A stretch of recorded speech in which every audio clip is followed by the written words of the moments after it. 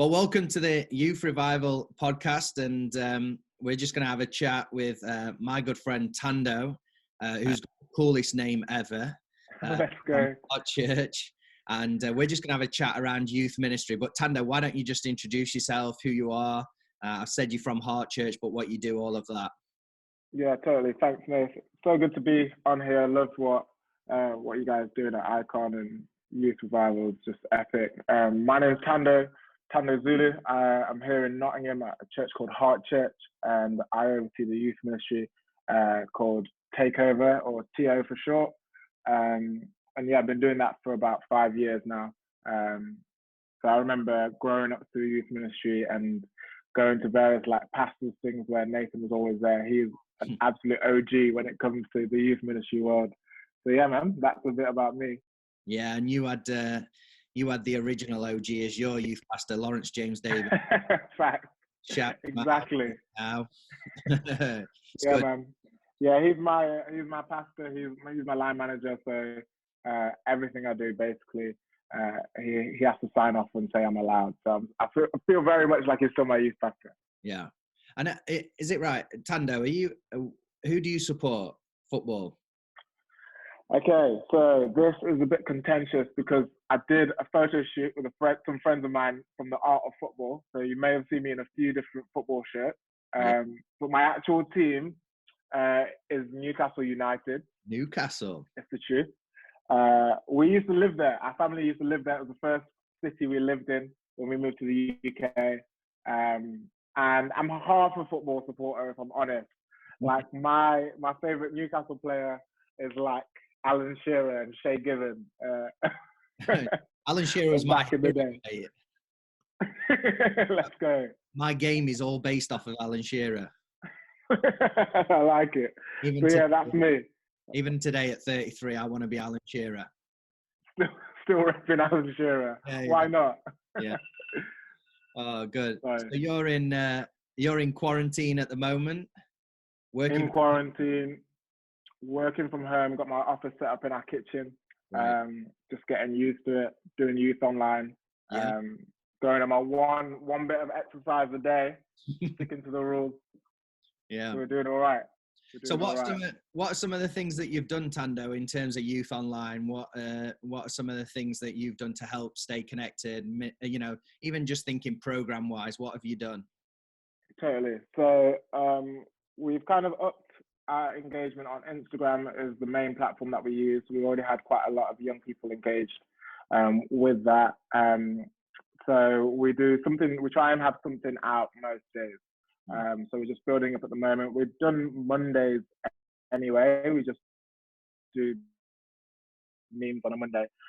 Just fun, relaxed, no real point. It's just for laughs. Tuesday, we started doing TikTok Tuesdays. Then we do Word on the Street on a Wednesday, which is just a snippet of someone reading from the Bible. And the cool thing about that is we've got a Bible devotional that we're all reading together on YouVersion. Or maybe like half of us are reading together on YouVersion. So the Word on the Street Wednesday is linked to that whatever we're reading at that time. So that's a new thing that we started during this quarantine season. And then if I jump to Friday, that's when we do our youth night. So we do youth online on Instagram Live.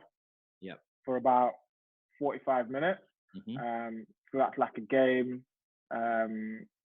Some interactive bit where we try and get some other people on the Instagram Live, and then we have a preach, we have a message, and then for us we're using Zoom for small groups, which is working really well because we had one of our benefits is that we had a really good small group structure before this.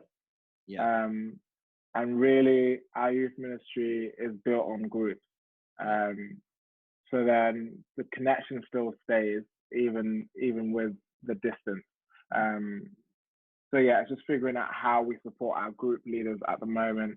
And it's difficult not knowing how long it's going to be. Yeah. But yeah, we're in the middle of just trying to set up some new systems. So I felt like the first 2 weeks was like, okay, let's get online, let's be present, let's show that we care. And that we're attacking this and not letting it dictate, but we're going to overcome and still do youth in some way. And then now it's, okay, is this working? What's the best way to continue? Where should we be putting most of our energy? How are every single one of our young people doing? Which we find out through our groups. So that's like a snapshot of what we're currently doing. No, that's great. That's great. And you mentioned there, obviously groups are strong for you. How have you found connection in terms of those groups going online rather than face to face? And what would be some tips that maybe you've given to your group leaders that people can take away? Yeah, totally. I think one of the things that I heard another youth pastor say actually that really helped me was that for Gen Z, for the young people that we're reaching right now, the online and digital world is as real as the physical world. Yeah. So that means that we've got to, especially to our young people, but we've got to be hot on replying, whether that is on Instagram, whether that is on text, whether that is on the group chat before. It's like this is not a season to be like, oh, well, I'm going to see them at youth anyway. This is, let's be as quick as possible. Imagining as if it was a real conversation. So in a real conversation, if I suddenly pause for a bit and don't respond for 20 minutes, but it's clear that I've heard you, it's like, it's weird. So it's almost like there's no blue ticking anybody. There's no red and getting back to it later, red only. Just be super hot on replying. One of the things we worked out is the first week we did our Instagram live, we had a break in between. And then we jumped back on, and that we saw a little bit of a decline just from an attention perspective. Yeah. And it's almost this thing right now is like, once you've got somebody's attention, you've got it for that moment, but it doesn't necessarily mean that you're going to have it back later. So trying to keep things in chunks is what we've done. So we have one Zoom session, one time on Instagram Live, and really just trying to put our energy into those key times where we've asked for people's attention, we've got it, and then do everything we can to keep it. And then I think just youth ministry basics, that trying to figure out the best way for your young people to feel like you're not doing it because you have to. You're doing it because you're passionate about young people. So just trying to make sure as much as possible our correspondence aren't just, hey, youth is on Friday, hey, let's talk about the preach or whatever. It's like, how do we, as appropriately as possible, let these young people into our lives? And obviously you need boundaries and stuff, and we've got like some social media guidelines that we're following and all of that stuff, but it's that feeling of, okay, this isn't just a job for you, you actually care about my life, that we try and get across as much as possible. And realizing that the emoji at the end of the message or the speed at which I reply are some of the best ways to do that. It's almost like that's the version of eye contact right now, is to actually respond really quickly. It's interesting, actually. When I first started in youth ministry, I heard a quote by a lady called Jean Mayo, who said, those who go the most usually win. Right. Always took that in terms of like building relationship with young people, is that totally willing to, like be there the most will usually win. And totally. I think it's that season again of like, we've got to show we really do care, we really do love, and we're really for young people and we want the best for them. And we have that opportunity through technology now, which is so totally. So some great thoughts there. Would there be anything that you've done that you would say that just didn't work for us? So we did this game online and it was fine, but it was way too close to the line where it was called Preach It. So I'd get like a random object from my house, like in the kitchen, and we would just invite somebody onto the Instagram Live with us. And this is a game to like engage our young people. And I thought to myself, oh, it'd be sick. We'll only pick the young people that we know. It's not going to be random. And that we know are like safe options. Anyway, I picked the first one, and it's this girl who's super like engaged with you. She's amazing. it was fine, but it was just like she's in a room and her parents aren't there, and I'm the other face.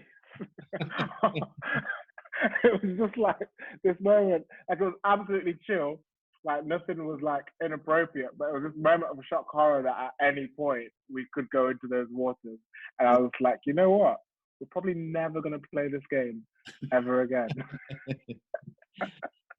Yeah, so yeah. not great. Yeah.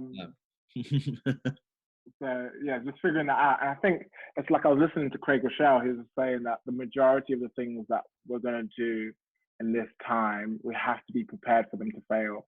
Yeah. And I think that was definitely one, and the most obvious and glaring one. And thank God none of the consequences were like bad. Yeah. But I think again, like I mentioned, the first time we did Instagram Live, we like did a break and then we came back. And it was just like we tried to keep as much of the Friday the same as possible in terms of the length, but that didn't work amazingly well for us either. So yeah, there's a couple of things there. Yeah. I love that, because everything we're trying. Yeah, exactly. It's interesting. We haven't got like, we'll test it out, or it's like, no, this is going out there. You know, and so yeah, so it's all learning and it's all growing, totally, and all of that, which is great. And yeah, just learning, that didn't work, or that looked awkward, or yeah, so true. Yeah, so no, it's great. And it's amazing to see how many, like even just in the UK, how many youth ministries have stepped up and doing something. 100%. Which is great. In terms of leading your leaders, have you had to lead differently? Have you had to, obviously usually you have some FaceTime or whatever. Yeah, have you had to lead differently? Are you in contact more? Yeah, just touch on that a little bit. Yeah, for us, it's actually been, probably that's where I feel like this has been the biggest opportunity in this time, is with our team. So the way that it works between my wife and I, we split, we take the boys and the girls. And we've just found more time. So we do a lunch. So Mel, my wife, she does a lunch on a Wednesday with the girls, and they're reading through this book called Ruthless Elimination of Hurry by John Mark Comer, which is a great book. And it's a great time to read it because there's enough time to put it into practice. All the excuses are gone. And then with my guys, we're meeting on a Thursday lunch, is what we do. And we've just signed up to this theology thing on Netflix type thing. Nathan Benger's thing.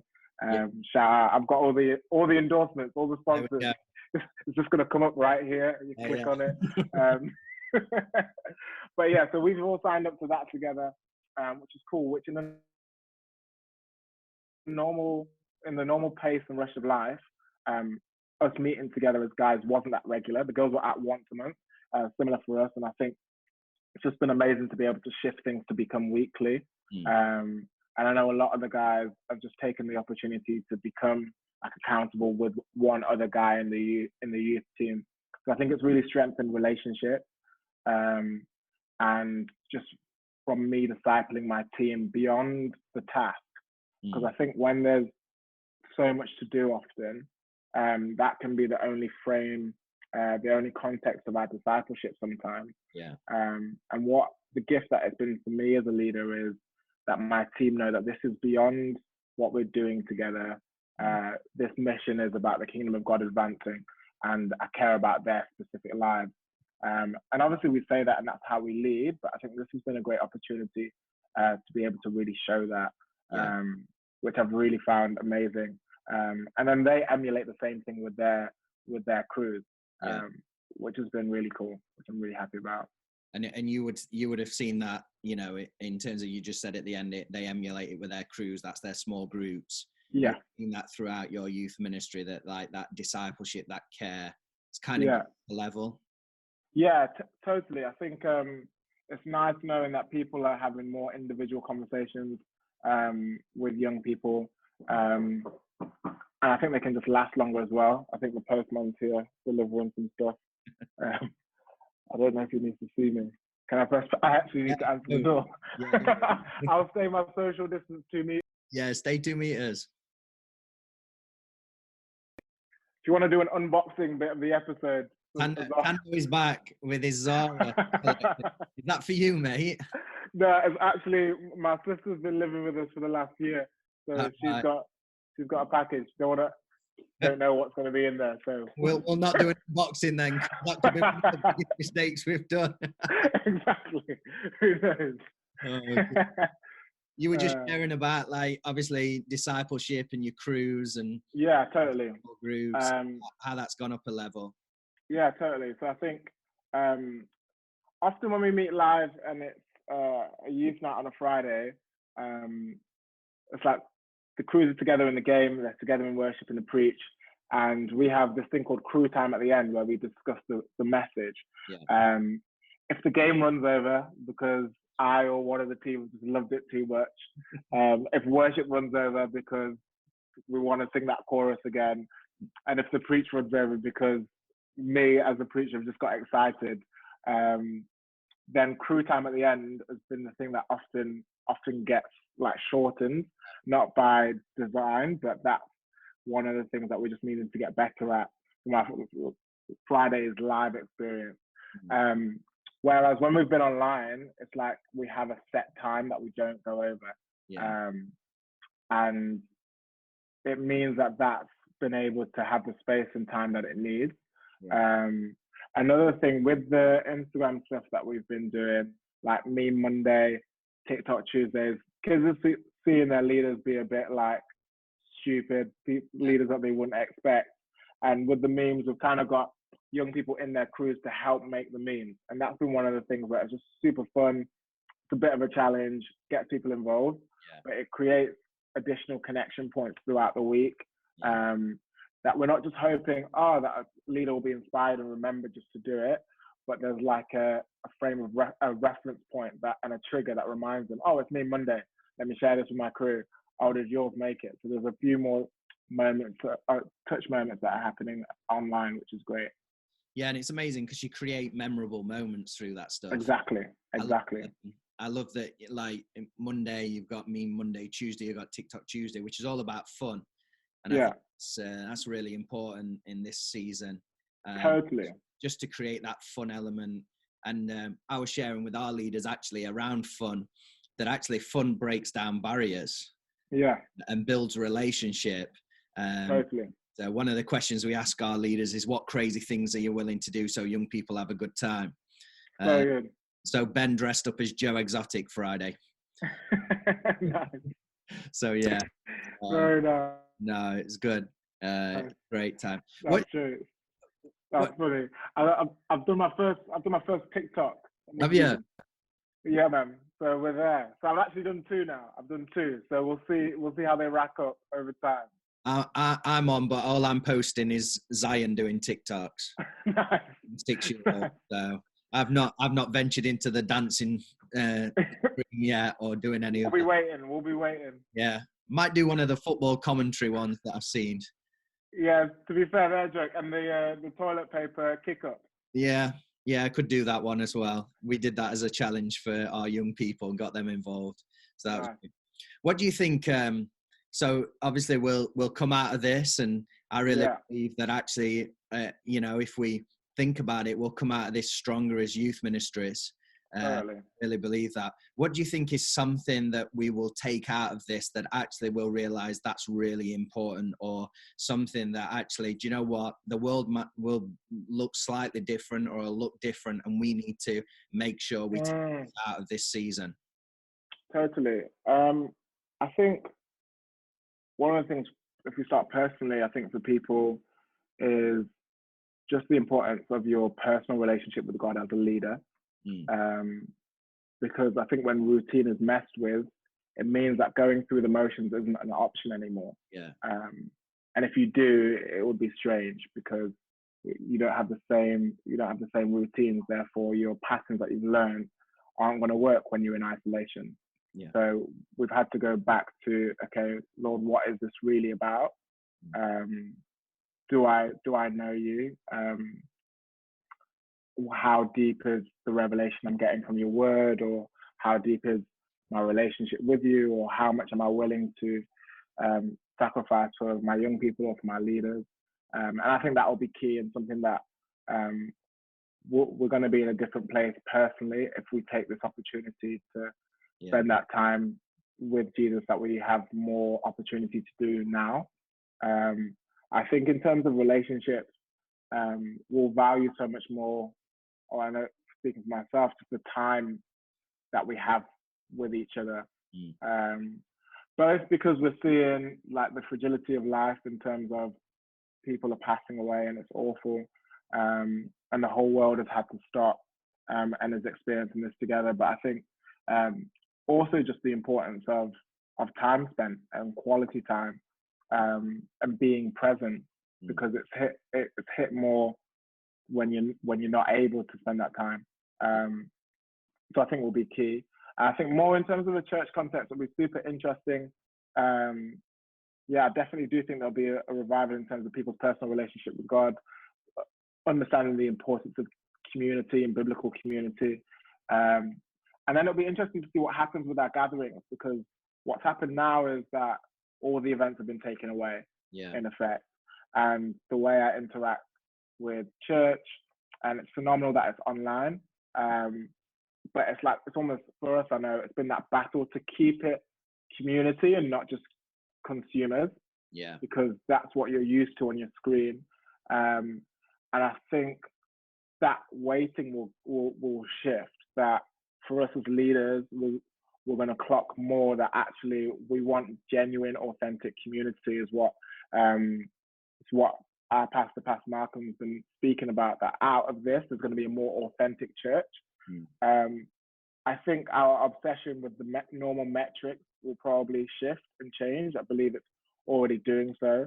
Like right now, you want to know that the young people you have are engaging, or that's what you should be wanting to find out. If we get 1,000 people watching our Instagram live, it's great that people are enjoying the content. But ultimately, I want to know, does that young person who's in year 10, who goes to that school around the corner, who's been to our youth ministry for the last couple of years, are they watching? It's like, that's the important metric here. And I think this is a real opportunity to reset that, because we don't have, we broke through record attendance on Friday, blah, blah, blah. What we're excited about is, that young person commented on that Instagram. They came to the Zoom chat. That family tuned in to church and they shared it with their cousins, or whatever it is. I think our metrics are changing, and my prayer is that the things that we learn in this time, we wouldn't see them as emergency strategies and emergency ways of thinking, that we would realize and take the opportunity for God to reset to the way he wanted things to be in the first place. And I do think there will be growth in the church. I think it will look very different in terms of online growth and physical growth. And who knows? I have a question, and I'd love to maybe hear your thoughts as well, but just on how people's pattern of going to church will be. I'm intrigued about whether people will more likely take a week off, but they'll also have a more thriving relationship with God. Who knows? Yeah, I think everyone loves the newness, and we find this after a few weeks, that can kind of wear off a little bit. So you got to totally. In youth ministry, you're always battling to try and keep things fresh. I think totally. In this season, it's even more of a battle at times, because everything's online and there's so much competition in terms of entertainment. If you're on YouTube and you're doing stuff on YouTube, there's recommended videos there, or totally. You're on Instagram live, but then Justin Bieber goes live and it's like, so there's all that. But I think there's also a realization with people about the like corporate gathering, we're gathering together, the faith base, that I think people will start to miss. I do think though that actually online, we might find, and we found this, more people seem to engage with online small groups.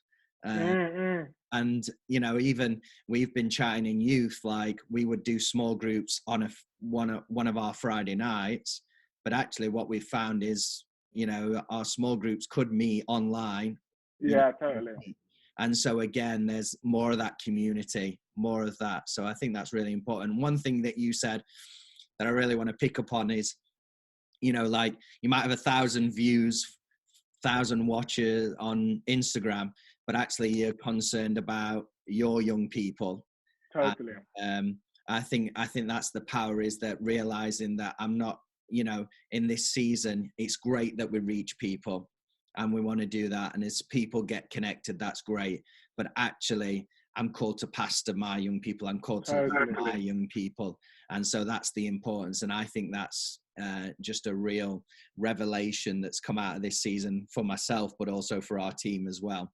Our young people. So that's great. Couldn't agree more. Yeah.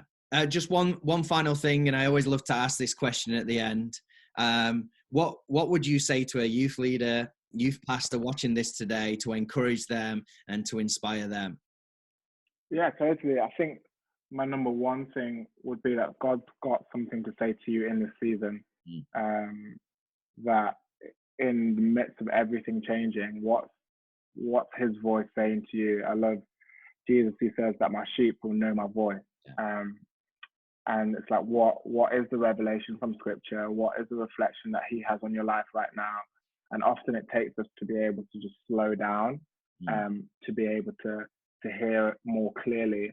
And I think that's the place that when you're leading from that place, maybe a level of conviction about how much these young people matter to God. And when you hear that, or you sense that when you're reading his word, when you leave from that place, that's where there'll be a level of grace, a level of confidence. When our preaching isn't trying to hash together a message, but I've had time to be able to sit and reflect and to hear what the Father's heart is for his people. It's like the level of, we can get so much better at our individual relationship with God. And by better, I just mean open, spending more time as if he is as present as he promises to be. Will be my number one thing. Let's prioritize the presence of God in this season. Yeah. No, that's great. And thanks for doing this, Thando. And of course, it's an honor. Thank you. It's been a pleasure, and I really believe what you've spoken about, what you've shared, will have impacted loads of youth ministry. So thanks for that. And thank you. Look forward to seeing you soon. Yeah, mate. We'll have to hang out. We'll have to maybe go get shape ups and we'll have to do our hair together after all of this. Yes, let's do it. Thanks, mate. That's all of this. Man, thank you.